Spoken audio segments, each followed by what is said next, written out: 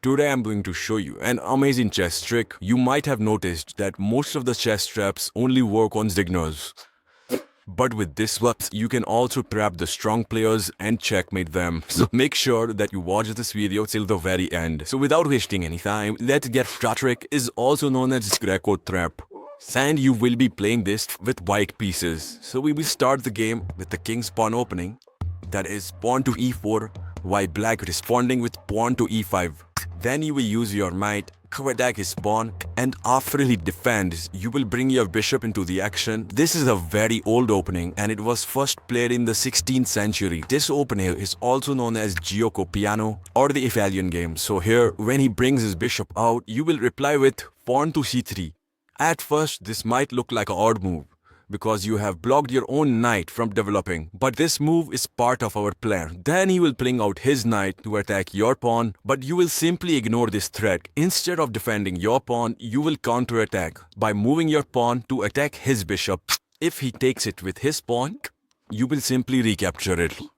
Then, his most likely response is bishop to b4, giving you check. But you can simply block the check with your mic. Here, your opponent might think that he's getting a free pawn, so why not take it, right? But you need not worry, because that's what you wanted him to do. Now, our might is being attacked twice, but we will just ignore it and simply do castling.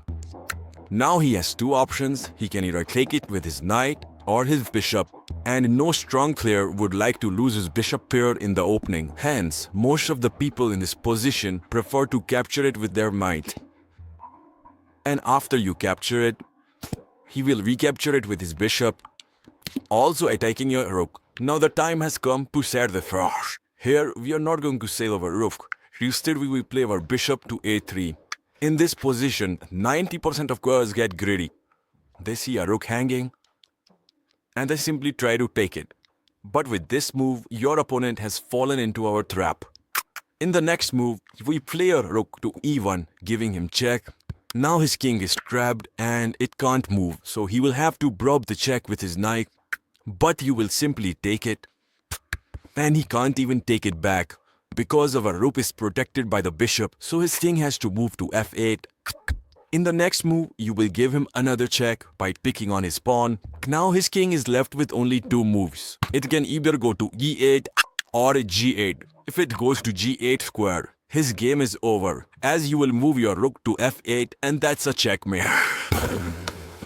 But in that position, if he moves his king to p8, then you will give him a check with your queen, and yet again his king is trapped and has to block the check with the queen, and it is a checkmate yet again.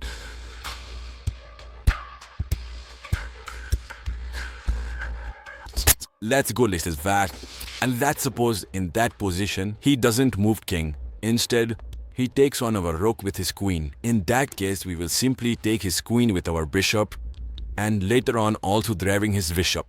And because you are so much up material, you should be able to win this game with ease.